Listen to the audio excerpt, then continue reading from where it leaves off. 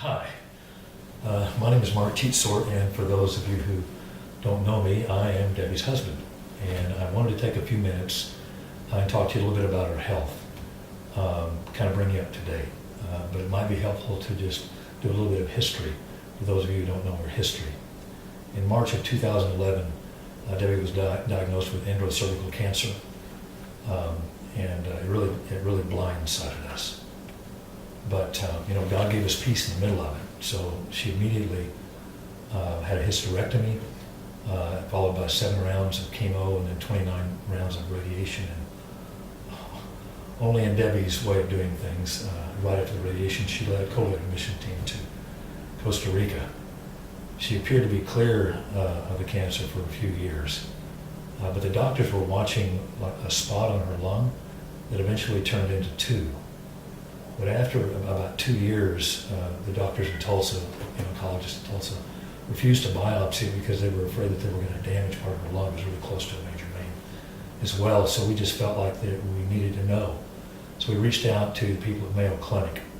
And in September of 2014, at Mayo Clinic, it was confirmed that the cancer had spread to Debbie's lungs. And they gave us an amazing oncologist there. And get this, his name is Dr. Bible. So in the 3 years that we've been under his care at Mayo Clinic, she's received 5 more rounds of radiation, and the last one on a really big spot on her lung that was totally successful. The following month, Debbie decided to try some alternative treatment and checked into Optimum Health Institute, did a full body detox, changed the way she ate, she lost weight. It really increased her energy levels, and also seemed to stay off the cancer and put a halt to it until recently, until February of 2017, when they found a spot and some soft tissue in her lower back. And so she underwent 5 more rounds of radiation there at Mayo Clinic.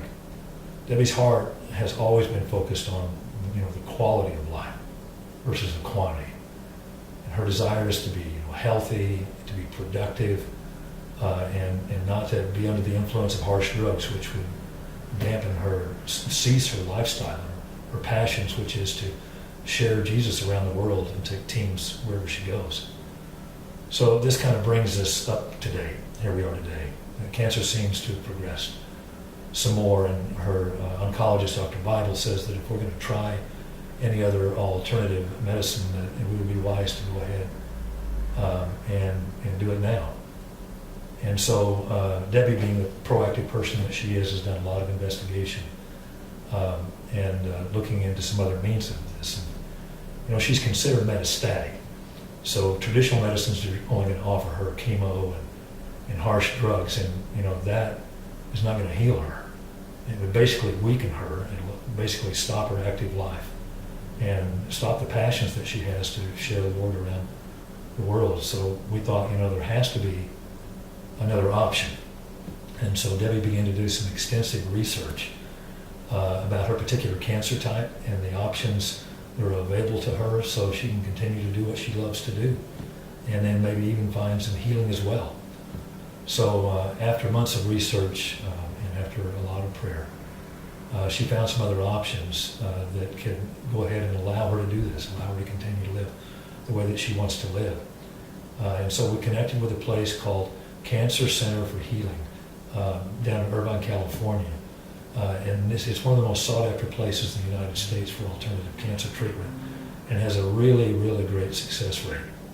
And they focus in on finding out what her personal cancer responds to, and then treat that. And they start by building up her body, building up her immune systems, and then they go after killing the cancer. And they use a whole lot of cutting-edge techniques personalized to Debbie's own personal kind of body chemistry. And a lot of their treatments are being used successfully all around the world and finding a lot of traction.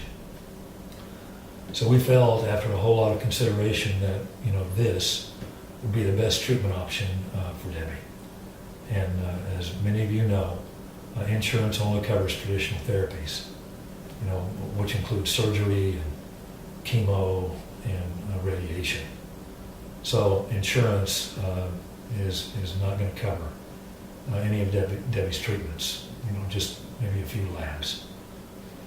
So after our connection there and after our consultation with the doctor that assigned us, we had really a great doctor, the plan is for her to start a series of treatments when she returns from overseas.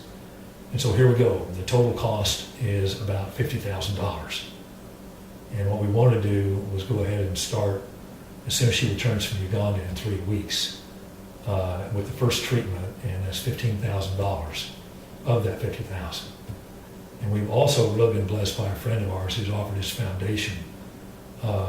It's called Integrated Inc., DT, so that all the donations that could come in for this are all tax deductible to anyone that wants to donate. And there's also been an online giving page set up to connect to that foundation. It's really difficult for us to ask for this kind of help. But considering the weight of the matter, we decided to go ahead and reach out to you. So would you please think, pray, consider about helping us with this treatment goal that we have, this treatment plan, and possibly even share this video with other people that you think might be interested. And yeah, that's it.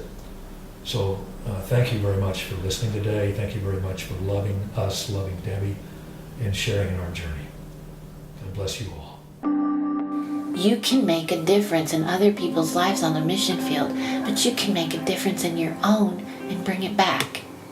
And that's what gives me wow, God, you let me be a part of this. You let me be a part of seeing people get their lives changed.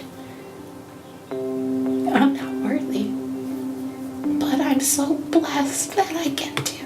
And I just want to keep doing it as long as He wants me to.